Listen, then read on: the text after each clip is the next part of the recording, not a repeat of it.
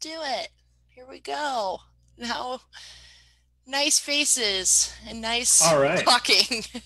Yes. Thanks for your patience. We had some unexpected visitors to our Zoom presentation of community conversations. I'm Brendan Evans. I'm the executive director at Leadership Lincoln. Lily Shagrew is hitting them out of the park week after week with these community conversations. Just kind of give some insights to some things that are happening in our community, sometimes with our alums, with organizations, civic organizations, small businesses, to talk about their challenges and their successes and how you can be engaged. And today we've got my friend Michael Ryan Miller, I've known for a long time and is just an exceptional human being. He's been at Lincoln High and he's been at UNL. I know him from church as well, and his wife's at Wesleyan, so they must be good people. He has a wonderful project he's going to tell us about. You may have seen some of them around. I think we've all at this point heard of Little Free Libraries, and he's kind of introduced a new idea to Lincoln of Little Free Pantries. With that, I'll leave it to Lily Shagrew. Oh, and I should say, Michael Ryan Miller is a graduate of Project All, Class 10, which is now our Advocates cohort. Nice. It is the Represent. best class. It's the best class ever. Best Yeah. class ever. And next week, we're kicking off our Youth Leadership Lincoln cohort. We've seen all of our new folks. We're getting kind of a Facebook put together, a yearbook of all the new people with their headshots. And we're super excited to welcome all the new participants for our 2021 year. With that, I'll hand it over to Lily. Thanks. Awesome. Thanks, Brendan, and welcome back from your trip. Brendan was doing a Boundary Waters trip, and it was sounds pretty awesome. Great photos. So we're glad that he's back, though.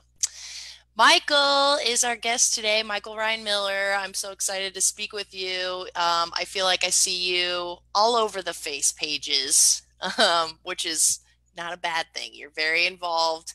And before we even get into the cool stuff that you do, I want to hear more about you. I want to hear your background, how you got to this point in your life. Let's hear all about it. Oh boy. Well, my parents did a lot of volunteering. They did Lancaster Youth Softball Association. The Bear softball complex is there because they knew they were into softball, and next thing you know, there's a park. They volunteered there a bunch. My dad taught civics, so I'm civic minded in the blood. My mentor in high school was named Jack James, and he was named my son after him. He was a volunteer coordinator at Lincoln High. So I've just respected the concept of volunteering and the whole servant leadership, in which what Leadership Lincoln is all about. So that's kind of how I got started. It kind of snowballed one time when I went to Chicago for some training because I do video editing and photography. And when I came back, I was on my way back. I remember it so vividly because it was my birthday. And I was alone in Chicago. It was, cold in October. And I'm coming home, and a homeless man asked for $7 to buy a sandwich. And I had a 5 on me. And I sat on the plane just mad. Like, why couldn't I have done something? So I said, I'm going to start doing something. So I rolled up my sleeves and I've started everything from Pantries to Fresh Start to Meals on Wheels to, just helping each other. So, and I'm always looking for more. I want to do what I can. I want to make an impact. So, lifelong Lincolnite? Lifelong, yes. Yes. There is no place like home. Tell me about your experience growing up in Lincoln. I grew up on a softball field because my parents coached sometimes up to 5 or 6 softball teams, maybe more in a couple of those years. So girls fast pitch softball, everything from 12 and under to 18 and under, I think. All volunteer, of course. Of course. And you went to Lincoln High? Went to Lincoln High, class of 94. Go Lynx. Yes. Laura wants to know, were you the bat boy? No, a couple of times, but I was more of like I wanted to throw rocks in the pond and big wheel around place more than didn't have the attention span. Oh, I have to go get another bat. So let's talk about the little free pantry and how did that idea come to fruition? Like, where did you hear about it? Because I know I read some different news articles about you when you started it, and you saw some sort of story on CBS. Yes. It was probably September, October, November, somewhere in there, and they had a story on, and I was like, why aren't I doing that? So I called my father-in-law that's got a wood shop that would make any human being envious, and said, hey, I want to make a pantry to put food in, and I want to put it in my front yard, and tell me if that's something you and I can build together. He says, sure. Well, it was starting to be winter. And then all of a sudden, about middle of November comes and he says, would you be offended if I just started it without you? I says, hey, go for it. I understand it's cold out and you want to work in your shop. Well, here it is, December 26th. He's backing up the driveway with it in the back of his truck. So we installed it. I installed it on the 26th, and it's taken off. So outside of, I do want to talk about like the concept of little free pantry. Do you Can you explain that for the people that are watching that don't know what it is or haven't seen one around Lincoln? Can you kind of explain how it works? Well, the concept is if you want to put food in it, put food in it. If you want to take food out of it, take food out of it. There's no limits as to how much you can take. I don't, and the beauty of it is since it's outside there, it's open 24 hours a day. So if you work third shift and you get off at 5 in the morning, or second shift and get off at midnight, you can go in there, grab a box of cereal, 2 cans of soup, and a bag of potatoes, whatever's in there. Since COVID's come, we've tried to put masks in and hand sanitizer. I've had a lot of donations from my church. There's a Facebook group called Two Strings that have donated, I'm going to guess, over 100 masks by now. And I just put them in little baggies and off they go. I put in 5 or 10 at a time. I'm almost out right now. In fact, I messaged them yesterday. Is there is there any sort of like rules or responsibility when it comes to, I'm coming over to take a box of cereal out of the pantry? What happens after that? Take as much as you can carry.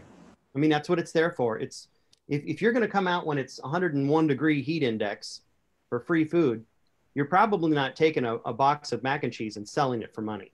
So I figure if you need it, come and take it, haul it out of here. So do you keep supplying the food that goes in there, or do you also receive different donations from groups? I get lots of donations. Friends from church have stepped up and have left boxes and bags full of dry goods and all kinds of good stuff. I have friends. One of the side effects of this that has just been so inspiring is all of my neighbors. It has turned into the community water fountain, and it's just so cool to look out my front window and I see my neighbor right next to me coming and putting in 2 boxes of cereal, and the other neighbor from across the street comes over with a whole bag of animal crackers, and it's kind of turned into we're all looking out for it, and we're all looking out for each other, and it's just really, and that's a side effect I wasn't expecting. So that's really just been kind of a spike the ball. I'm really excited about that side effect.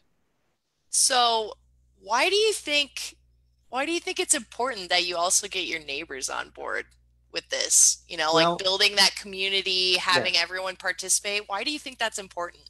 Well, I think I've been on multiple neighborhood associations, and it's so hard to get neighbors to just say hello to each other. We're all busy. I mean, I get it. But it's so cool to know your neighbor's name. Where do you work? What do you do? I hear your car didn't start. Do you need a ride? I mean, those kinds of things. Those things happen when those conversations happen, and it's just.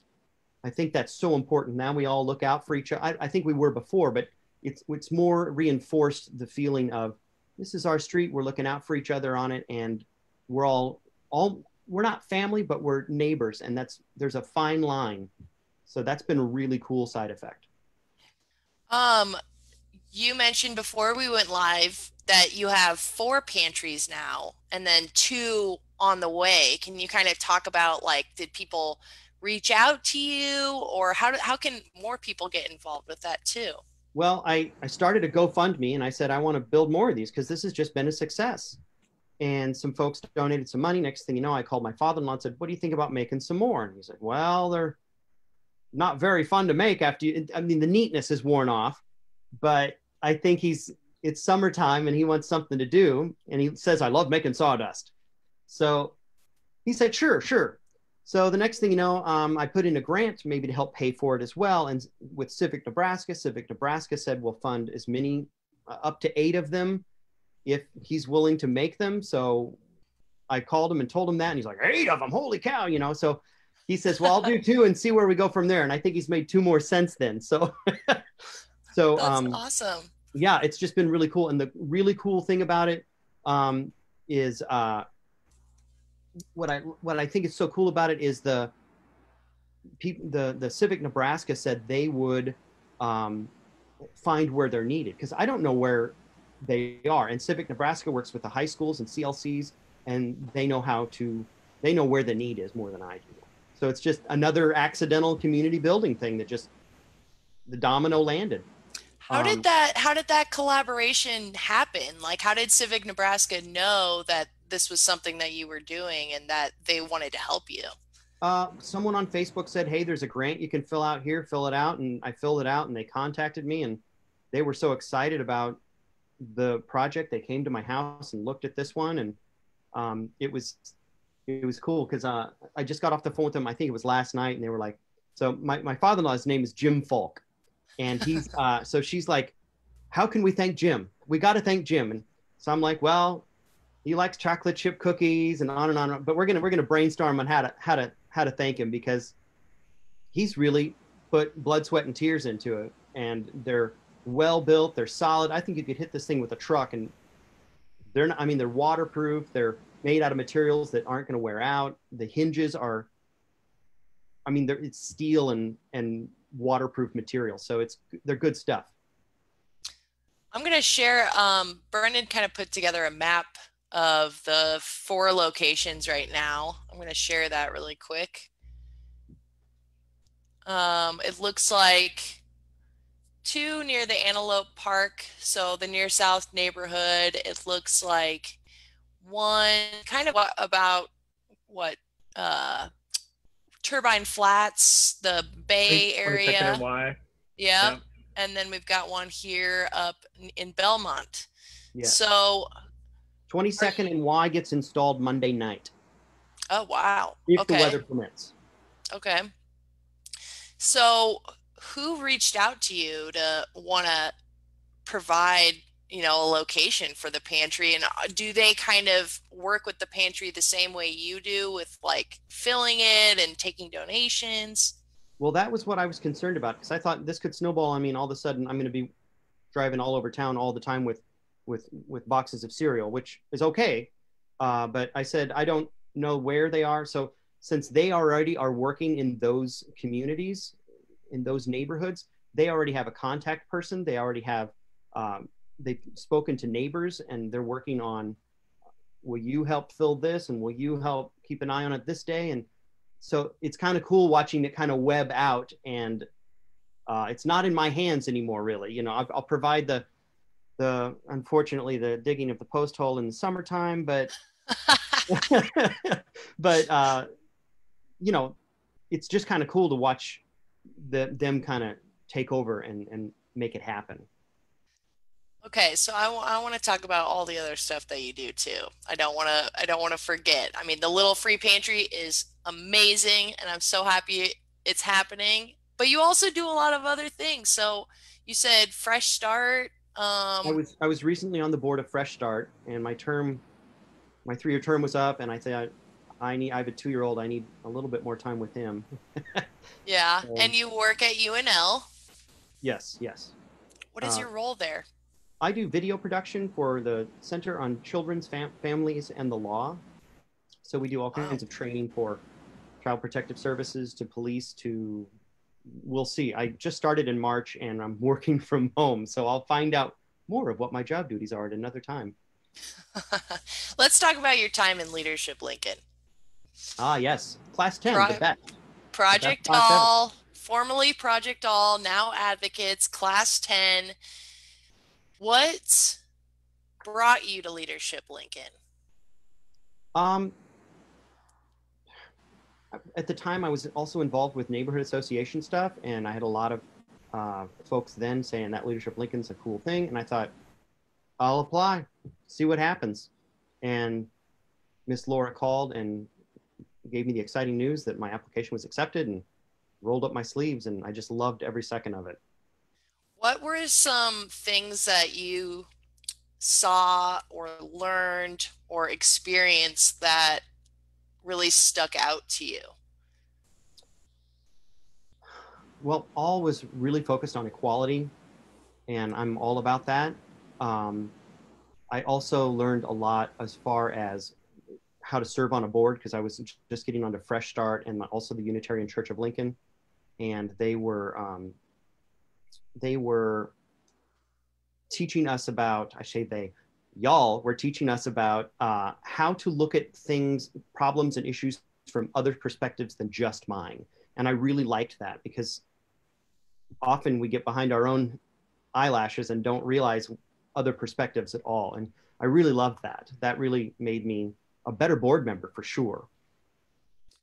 Um, when I see this map of the little free pantry locations, it makes me think of the Places Matter presentation with Lori Seibel from the Community Health Endowment. Yes. Is that maybe how some of these locations are being determined? Are like, okay, we have some food insecurity in these areas, or it's a food desert. There's not really a lot of access to healthy foods. Is that part of this, do you think? Uh, I'm pretty certain that Civic Nebraska is looking at that data because clearly it, that data is important in the situation, especially in the situation. And I did mention that there's maps that they can look up, and they were aware of it. And like I said, I'm letting them run with it at that point because, like I said, I don't know where the needs are. The map will tell them, but they also need to not only find a spot on the map that's good for the community, but they also need to find the volunteers that will support it. Because if it's just an empty box sitting on the side of the road that nobody supports, it's not worth the effort to dig the hole. I love it. So what are some challenges for you with the pandemic right now? Let's start with just you. Just me. Are you talking with? I want to keep my son healthy. I want to keep my wife healthy. That's priority. Um, I'm stressed about um, hand sanitizer and masks for everyone. The I had a gentleman on my front porch thanking me the other night, and we talked for about 30 minutes. And I believe he was a homeless man. He showed up with a bike and a cart, and he took as much as he could carry, and I applaud it. That's what it's there for.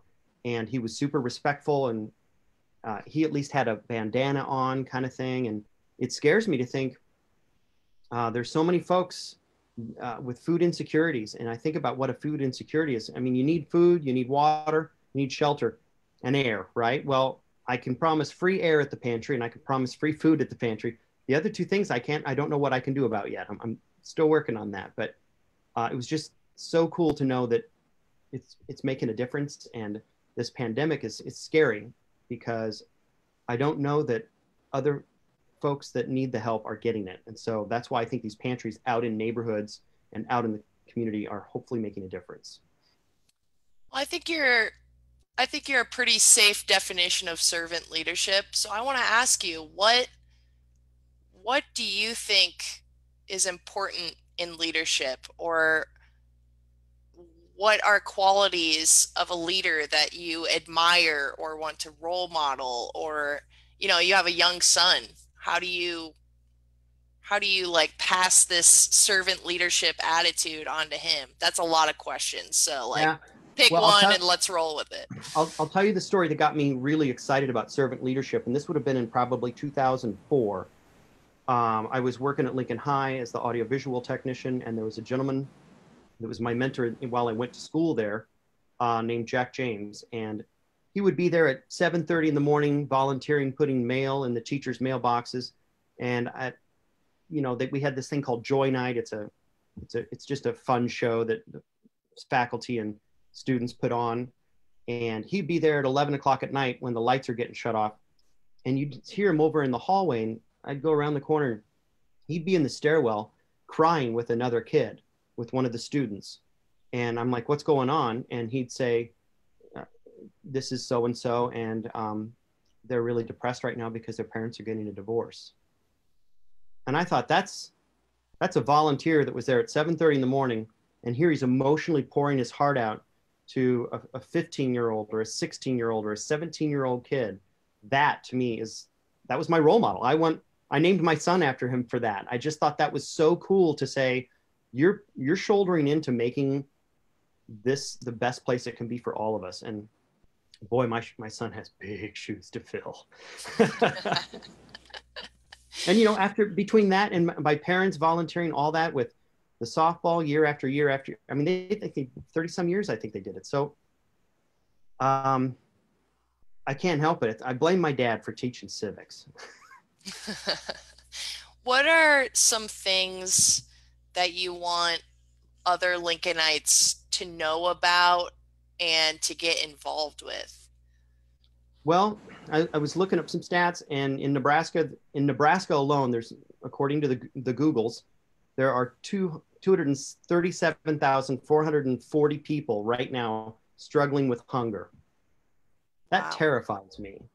That is a no-brainer. I almost feel guilty because I can get in my truck with a full tank of gas that has heating, air conditioning, anti-lock brakes, and I don't worry about running out of gas. And my wife's car is the same. I have heating and air conditioning in the house. I have a roof over my head. I have all these things, and yet we have food insecurity. I mean, I have enough money. If I really wanted, I could go get tickets to a sporting event, season passes. I could do that. And I'm like, why am I this lucky and others not? So I just want folks to, like Project Alls, look at things from other perspectives. And I don't know how to end the sentence. I don't know how to end the thought. It's just, I'm just overwhelmed at how good so many of us have it. And yet so many of us in my community, in our community, need help, real help.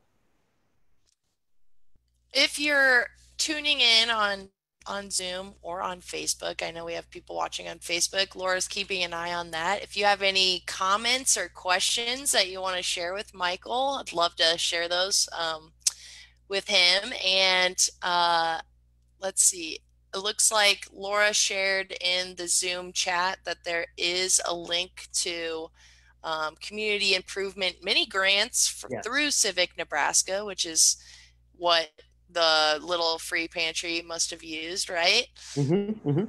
Yeah. So, Michael, what is your next project? What's next on your agenda? I would like, if I pulled all the strings in the city of Lincoln, I would love to see the downtown area remove the metal benches, arms over the benches. It's been called hostile architecture, and I think with homeless folks, and I think with a lot of folks losing their job right now, I would love it to look more welcoming. I've communicated with a few city council members, and they're supposed to be getting back to me because they're replanning a bunch of stuff down there now. So I'm hoping they let me be involved with that. That's interesting. I haven't heard about that. Can you kind of talk about that a little more? Well, it's kind of heartbreaking. If you look up Google hostile architecture, it kind of sneaks into the community. Um, it's also known as defensive architecture. It's basically saying we don't want someone to lay down here. We don't want it to be comfortable here. So if you're going to be here a short time and then leave. Some of it, they even have done different, not in Lincoln, but some of them I've even read where they have weird colored lighting so that it makes teenagers' faces look zitty, and then the teenagers don't want to hang out there. Weird. They do stuff where they also play sounds, really loud music to drive homeless folks away. Fortunately, that's not an issue in Lincoln. Um, I'm also involved with the Homeless Coalition in Lincoln, and that has not even been addressed because it's not an issue, thank heavens. But some of them are over the top cruel. And I think when you're at the end of your rope, that's when you really need to show that kindness matters. Wow, I had never heard of that before, so I have some learning to do Well, later today. it is kind of, it's heartbreaking. It really is. Um, this is my last question for you, unless you have something else you want to share. But what what are some things that you're looking forward to for Lincoln or just in general? Like, that this has been a weird six, is it been 6 months? I don't even I think know. so, I don't yeah. even, is it Friday? Who knows? But what are some things I've been asking people this question a lot lately? What are you looking forward to? Well, I miss taking my son to the grocery store because I could walk him down the hall, down the aisles and say, "Can you find something blue?" And I miss that feeling of normalcy. Um, I'm looking forward to taking my wife to a really nice restaurant and not worry about a mask. Um, I want to see my son be held by grandparents without the fear of COVID. Um, I want to go to my job and sit in my new office on the ninth floor with a huge window. I'm really excited about that. I haven't had a window in my office that has a beautiful view till now, and I can't go to it. Is there anything else that you really want to make sure to be able to express today on here? Well, I have a list of folks I'd like to thank. Jim Falk for making the pantries, my gorgeous wife, Melanie. There's a Facebook group called Two Strings that has been sewing masks like crazy. Unitarian Church and all of my fellow congregants, my neighbors, my work, CCFL, lets me sneak out and do stuff like this. Obviously, Jack James, my parents and their leadership of how to be awesome parents, Civic Nebraska, and of course, Leadership Lincoln and Project All, the best class 10. Brendan, do you want to do a little close for us today since you're back? Sure. Yeah, thank you, Michael. You just exemplify so much of what I love about Lincoln and what I love about the servant leadership in our community.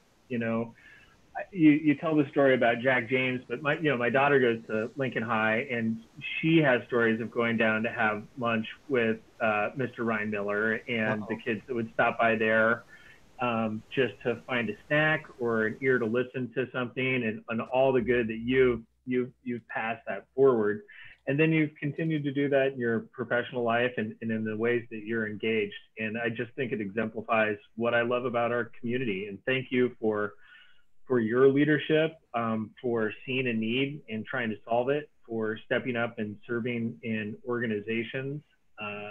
It's what makes Lincoln a great place, and you're an important part of that. Thank you. Sure trying. Thank you for helping get the word out on these pantries. Yeah, That's a no, cool this is, project. yeah. We'll post the map in the video comments so that it's there as well. Thank you again. I'm gonna share our next week's guest he is on here today, Mr. Randall Hawthorne. He's going to be talking about launch leadership. So we do this every Friday at 12 p.m. It's going to get a little wild next week. I just have a feeling if it's Randy and we are not a good combination. But it's going to be all things leadership next Friday. So tune in again at 12 p.m. And thank you again, Michael. This is a great conversation, and it's really cool to hear about all of the things that you do for our community. So thank you. Love And Lincoln. have a great weekend, everyone.